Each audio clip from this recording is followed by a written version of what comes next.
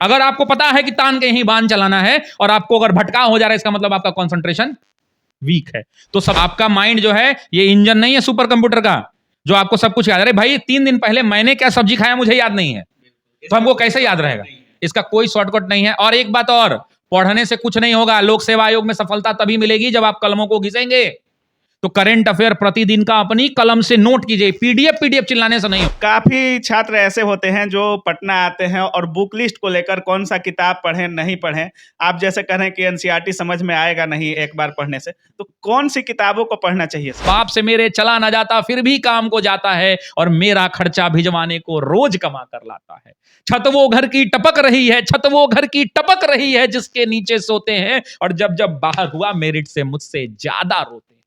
पता। नमस्कार दोस्तों, काबिल न्यूज में आप सभी का स्वागत है। और अभी जो चेहरा आप लोगों को दिख रहा है वही सर हैं जो छात्रों को अपनी कविताओं से लेकर अपनी पढ़ाई से लेकर इतना मोटिवेट करते हैं कि छात्र जो सोए रहते हैं तुरंत कलम उठा लेते हैं कि जब सर इतना मोटिवेट कर रहे हैं तो हम क्यों सोए हुए हैं। ऑफिसर्स एकेडमी के निदेशक शशि शरण सर हमारे साथ हैं। सबसे पहले सर स्वागत है आपका। बहुत बहुत धन्यवाद। धन्यवाद। अच्छा सर, जो छात्र तैयारी करना चाह रहे हैं सर, आप बीपीएससी के लिए जाने जाते हैं सर, और जो एकदम फ्रेश अभी 68वीं का पीटी होने वाला है सर, लेकिन थोड़ा इससे हम कम आते हैं, जो सर एकदम फ्रेश लड़का है और बीपीएससी का तैयारी करना चाह रहा है सर, शुरुआत कैसे करना चाहिए सर उनको? सर शुरुआत में आपको एक बात बताता हूँ। बहुत लोग कहते हैं कि घर में बैठ के एनसीईआरटी की किताब पढ़ लो, मैं उससे भरोसा नहीं रखता हूँ। मुझे एक बहुत अच्छा सवाल आपने पूछा है और ये लाखों लोगों का सवाल होगा। क्या घर पर 6वीं से लेकर 12वीं तक की किताबों को पढ़कर बच्चे स्वयं समझ सकते हैं? नहीं। जो बच्चे ग्रेजुएट हो चुके हैं ना, उनको भी एनसीईआरटी एक बार में पढ़कर समझना काफी ज्यादा मुश्किल भरा होता है। ये सच है, कन्फर्म सच है। तो आप अगर कह देंगे घर पे बैठ के पढ़ाई कर लो, नहीं। आपका अगर सिविल सेवा लक्ष्य है तो समझिए, आप अगर तैयारी करने जा रहे हैं तो आपका दिमाग है खाली। वैसी परिस्थिति में आप जहां रहते हैं, बिहार के हर कोने कोने में और देश के हर कोने कोने में शिक्षक हैं। कोई भी शिक्षक बुरा नहीं है। तो आप जिस जिले में रहते हैं वहां किसी एक शिक्षक का सानिध्य लें, उनका मेंटरशिप लें और उनसे जाकर बात करें कि सर हम कैसे शुरू करें। अगर वो संस्था कहीं चला रहे हैं, भागलपुर, सहरसा, मधेपुरा, सुपौल, बिहार, छपरा, सिवान, गोपालगंज, कहीं भी, अगर वो सिविल सेवा की तैयारी कर रहे हैं, उनके पास आप जाएं, उनसे मिलें और मिलने के बाद उनसे आप गाइडेंस लें। और मेरा सलाह यह रहेगा कि उनके निर्देशन में पढ़ाई को शुरू करें। अगर बच्चा 12th के बाद तैयारी करना चाह रहा है और अगर ईमानदारी से 12वीं के बाद उसने 3 साल मेहनत कर ली तो वो एक जबरदस्त कंटेंडर बनेगा। साहब 9 लाख लोग फॉर्म भरते हैं, 6 लाख लोग फॉर्म भरते हैं, तो क्या 6 लाख लोग रेस में दौड़ने वाले होते हैं? नहीं। असली फाइट 40 से 50 हजार लोगों की ही होती है। तो अगर आप चाहते हैं कि आपका बच्चा अगर असली फाइट में शामिल हो तो आप उस पर शुरू से मेहनत करिए। और अगर आपने अपने बच्चों पर मेहनत कर दिया और बच्चे इस हिसाब से जिस भी जिले में पढ़ रहे हैं, साहब इंटरनेट का दौर है, दुनिया बहुत आगे जा चुकी है, अगर उस दौर में भी है, अपने लोकल शिक्षक का सानिध्य लें और उससे वहां से वो पढ़ाई को शुरू करें। सिर्फ एनसीईआरटी उतार के पढ़ लेने से 6 to 12 मुंह से कह देना बहुत आसान है। एक ग्रेजुएट बढ़िया कॉलेज से किया हुआ बच्चा को भी एनसीईआरटी की पुस्तक को समझने में परेशानी होती है, क्योंकि एनसीईआरटी जो बातें एक पैराग्राफ में कह देता है, दूसरी स्टैंडर्ड और मानक पुस्तकें जो हैं उसको समझाने में 3 पेज ले लेती हैं। तो कुछ तो बात रही होगी। तो इसीलिए मेरा एक बड़ा ही बेहतरीन सवाल है और उसका बेहतरीन सा जवाब मेरी तरफ से यही है कि बच्चे जहां रहते हैं, जिस भी जिले में, उसको ये नहीं कह रहा हूं कि आप ऑफिसर एकेडमी में आकर एडमिशन ले लीजिए, मत आइए मेरे पास अगर नहीं सक्षम है, लेकिन आप जहां रह रहे हैं वहां किसी ना किसी मेंटर के सानिध्य में अपनी तैयारी को शुरू कीजिए। सफलता के लिए अगर ये कदम आपने पहली बार बढ़ा दिया तो 50% के लिए आप एकदम तैयार रहिए, 50% अबव द अदर कैंडिडेट्स। अच्छा सर, 12th के बाद वो उनको टीचर के सानिध्य में करना चाहिए और ग्रेजुएशन के साथ साथ प्रिपरेशन भी करना चाहिए। अच्छा सर, काफी छात्र ऐसे होते हैं जो पटना आते हैं और बुक लिस्ट को लेकर कौन सा किताब पढ़ें नहीं पढ़ें, आप जैसे कह रहे हैं कि एनसीईआरटी समझ में आएगा नहीं एक बार पढ़ने से, तो कौन सी किताबों को पढ़ना चाहिए सर? देखिए, पुस्तकों की अगर हम बात करें सर एक पुस्तकों की अगर हम बात करें तो इस बात को समझिए कि मैं ये नहीं कह रहा हूं कि एनसीईआरटी नहीं पढ़ना चाहिए, लेकिन मेरा ये कहना है कि आप एक बार अपने पूरे सिलेबस को पढ़ जाइए, पूरा एक बार तैयारी कंप्लीट कर लीजिए, उसके बाद आप एनसीईआरटी पूरी ज्योग्राफी खत्म कर लीजिए। भूगोल आपने जिस शिक्षक के पास पढ़ रहे हैं आप उस शिक्षक से भूगोल पढ़ लीजिए, जो किताब आप फॉलो कर रहे हैं भूगोल के लिए उस भूगोल को कंप्लीट कर लीजिए। उसके बाद एनसीईआरटी पर अगर आप करिएगा ना साहब, तो एनसीईआरटी तब आपको समझ में आएगा कि एनसीईआरटी कहना क्या चाहता है। और एक बात और है, एनसीईआरटी जितना कम शब्दों में जितनी सटीक बात लिख लेता है, वो आपको उत्तर लेखन में, आपके मेंस में, आपके ऑप्शनल में आपको काफी मदद करेगा एनसीईआरटी उस समय। लेकिन अगर आप शुरुआत में ही एनसीईआरटी उठा लीजिएगा कि this is the only bible for the UPSC exam, you are going away from the mark. अच्छा सर, काफी छात्र आते हैं तो फाउंडेशन चीज पर करते हैं, फाउंडेशन पे ज्यादा फोकस करते हैं कि पूरी बैच की एक बार फाउंडेशन कर लें, 8 महीना या 1 साल तैयारी कर लें। लेकिन काफी छात्र वैसे होते हैं जो सोचते हैं कि हम टेस्ट सीरीज करते हैं, टेस्ट सीरीज ज्वाइन करते हैं और टेस्ट सीरीज लगाते लगाते डिस्कशन करते करते सर, तैयारी इसका करें। जवाब यही हो सकता है सर मेरी तरफ से। मुझे ये जो लगता है, जो बिगिनर बच्चे हैं, तो जिस तरह से वो टेस्ट सीरीज लगा के सोचते हैं कि हो जाए, वैसे ही ये सोच लेना चाहिए कि अगली बार फिर से तैयारी करनी पड़ेगी, क्योंकि लोक सेवा आयोग इतना आसान नहीं रह गया सर। आप कॉमन सेंस का हिसाब लगाइए सर, इंटरव्यू अगर 1800 लोग देते हैं तो कितने लोगों का सिलेक्शन होता है? 600। 3 गुना लगभग लोग इंटरव्यू देते हैं। मान लिया थोड़ी देर के लिए कि 66वीं का एग्जाम हुआ, 600 लोग सेलेक्ट हुए, 1200 लोग क्या हुए? इंटरव्यू से बाहर। ये 1200 लोग कौन हैं? ये वो लोग हैं जिनका प्रीलिम्स में 108 नंबर कट ऑफ था। ये वो लोग हैं जिन्होंने पीटी की पूरी तैयारी कर रखी है। ये वो लोग हैं जो मेंस का पूरा तैयारी कर चुके हैं, एक एक चीज का नोट्स बना चुके हैं। ये वो लोग हैं जो ऑप्शनल की पूरी तैयारी कर चुके हैं। ये वो लोग हैं कि ऑप्शनल की परीक्षा जाकर दे के आए हैं, एग्जाम के प्रेशर में अटेंड किया है, उसको भी पास किया है। ये वो लोग हैं जो इंटरव्यू की तैयारी कर चुके हैं, और ये वो लोग हैं जो इंटरव्यू का मॉक देने के बाद जाके ओरिजिनल इंटरव्यू दे के आए हैं, लेकिन अंत में जाकर छट गए हैं। तो क्या ये 1200 लोग दौड़ेंगे रेस में या नहीं दौड़ेंगे? दौड़ेंगे साहब। और क्या ये कमजोरी के साथ दौड़ेंगे क्या? नहीं साहब। उसके बाद आइए, 600 लोग जो सेलेक्ट हुए हैं, उसमें से 300 ऐसे लोग हैं, जो 300 बच्चे ऐसे बच्चे हैं जिनको आरओ मिला है, जिनको सप्लाई इंस्पेक्टर मिला है, आपूर्ति पदाधिकारी मिला है, जिनको आरडीओ मिला है, जिनको बीडीओ मिला है। वैसे पदों को उनकी लालसा है कि मैं डिप्टी कलेक्टर बनूं, डीएसपी बनूं। उसमें से लगभग 100-150 लोग फॉर्म भरते हैं। सच है या नहीं है ये बताइए? तो 12 और 150 लोग पकड़ लीजिए, 1350 लोग यही हो गए। अखबार पढ़ा था साहब? पढ़ा था अखबार? टॉप 20 में कितने आईआईटीएंस हैं? आप इतने कम मत आकिए लोक सेवा आयोग को। सपने देखना है तो सपनों के लिए लड़ना होगा, और अगर मंजिल पाना है तो कलम घिसना होगा। इसमें कोई पीछे नहीं हट सकता। अच्छा सर, एक और सच्चाई है, जितने भी बीटेक होल्डर होते हैं या इंजीनियरिंग के छात्र हैं, इधर जनरल कंपटीशन की तरफ उनका काफी मूव हो चुका है सर। मूव हो चुका है क्योंकि वहां उनको नौकरी नहीं मिल रही है सर। बढ़िया नौकरी अगर मिल जाता, आईआईटीएंस को मिल जाता है, एनआईटीएंस को मिल जाता है। कुछ लोग आईआईटी को होते हैं जो देश की सेवा करनी है, प्रशासनिक सेवा में जाना है, वो स्वेच्छा से इधर आते हैं। आप हमको बताइए ना कि एमपी आप चले जाइए, कितने इंजीनियरिंग कॉलेज हैं? तो फिर तो बीटेक वाले को आप बहुत बड़ा ज्ञानी मत समझ लीजिए कि वो जो नॉर्मल कॉलेज से बीटेक करके आ रहा है वो बहुत ज्यादा कॉम्पिटिट कर रहा है। नहीं कॉम्पिट कर रहा है, जो मेहनत कर रहा है वो लड़ रहा है सर। जो मेहनत कर रहा है, एक नॉर्मल पटना कॉलेज से पढ़ा हुआ छात्र अगर मेहनत करके 3 साल पढ़ा है ग्रेजुएशन में, तो वो लड़ेगा। अच्छा सर, काफी छात्र ग्रुप डिस्कशन करते हैं सर।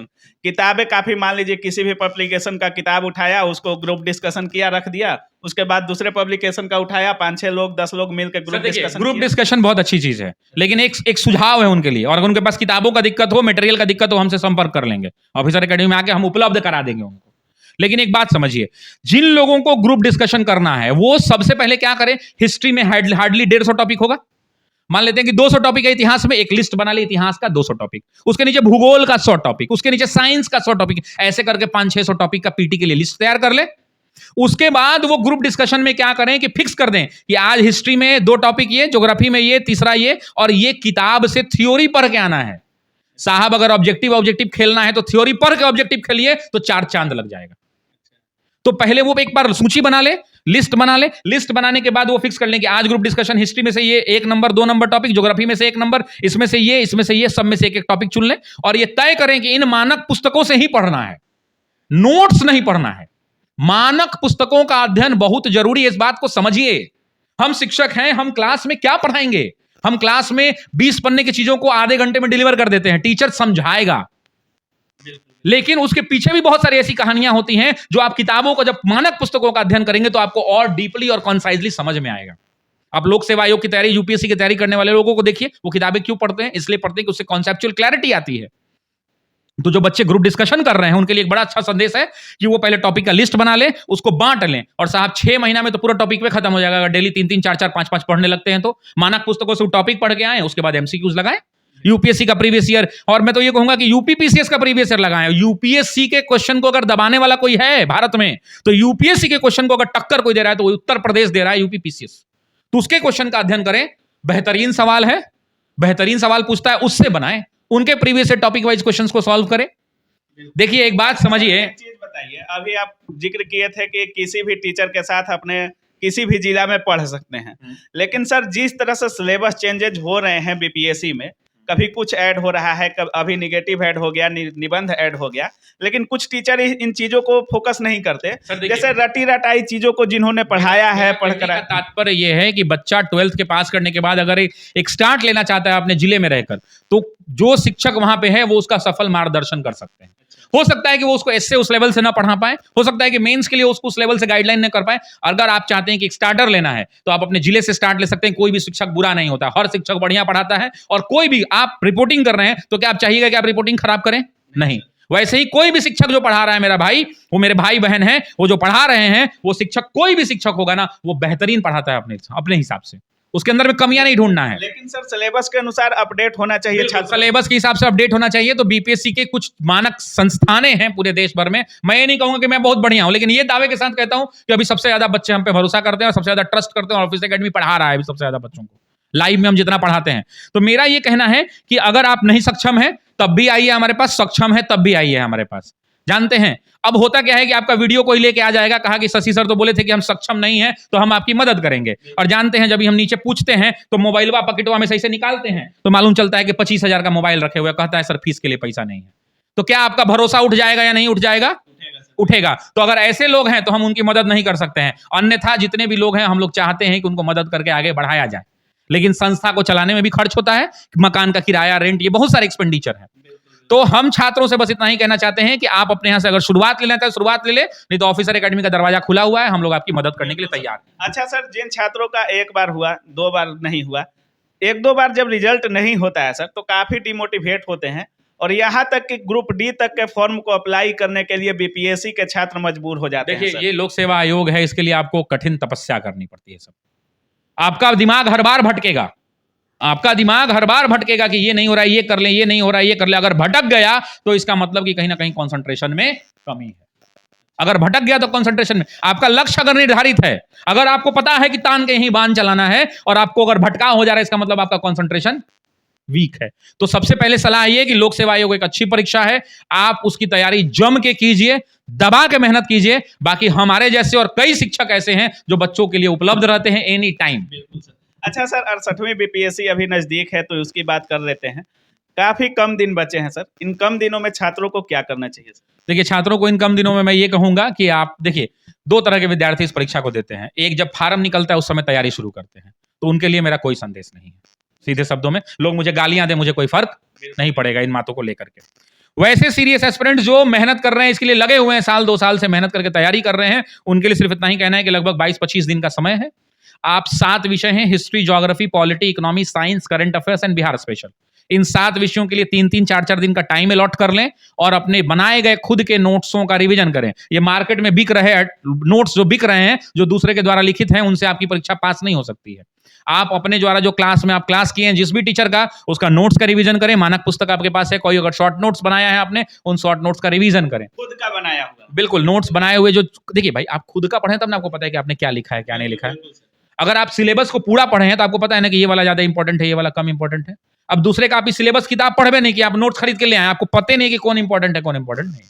तो वैसी परिस्थिति में मेरा ये सिर्फ कहना है आप सभी लोगों को कि आपने जो मेहनत से अपनी कलम को घिसकर नोट्स बनाया है, उस नोट्स को रिवाइज करिए, उसके बाद ऑब्जेक्टिव लगाइए। और बहुत सारे ऐसे प्लेयर्स हैं, बहुत सारे यूट्यूब चैनल्स हैं, बहुत सारे हमारे शिक्षक हैं जो एमसीक्यूज करा रहे हैं, उनसे प्रैक्टिस। अच्छा सर, आप कोई भी चीज होता है काफी सरल तरीका से समझा देते हैं, कविताओं के माध्यम से या कुछ भी, लेकिन एक करंट अफेयर सर ऐसा चीज है जिसको छात्र सिर्फ रटने पे ज्यादा फोकस करते हैं सर। जब परीक्षा नजदीक आ गया तो किताब खरीदे और रटा रटाई चीज पूरा रट रहे हैं सर।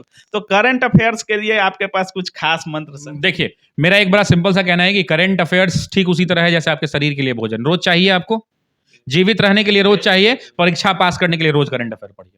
अगर आप रोज करंट अफेयर नहीं पढ़ रहे हैं तो आप बेईमानी कर रहे हैं। आपका माइंड जो है ये इंजन नहीं है सुपर कंप्यूटर का जो आपको सब कुछ याद है। अरे भाई, 3 दिन पहले मैंने क्या सब्जी खाया मुझे याद नहीं है, तो हमको कैसे याद रहेगा? इसका कोई शॉर्टकट नहीं है। और एक बात और, पढ़ने से कुछ नहीं होगा। लोक सेवा आयोग में सफलता तभी मिलेगी जब आप कलमों को घिसेंगे। तो करंट अफेयर प्रतिदिन का अपनी कलम से नोट कीजिए। पीडीएफ चिल्लाने से नहीं होगा। टीचर जब बोर्ड पे पढ़ा रहा है तो अपने कलमों से नोट कीजिए। आप एक चीज मानते हैं कि नहीं, जो आप अपने कलम से लिखते हैं आपको लंबे समय तक याद रहता है।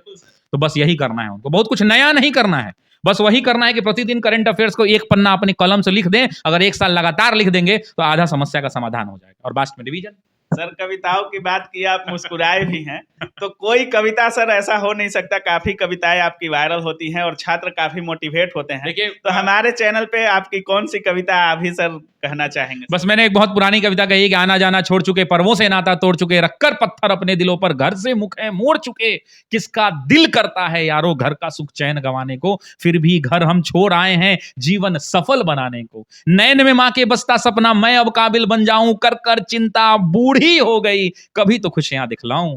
बाप से मेरे चला ना जाता, बाप से मेरे चला ना जाता, फिर भी काम को जाता है, और मेरा खर्चा भिजवाने को रोज कमा कर लाता है।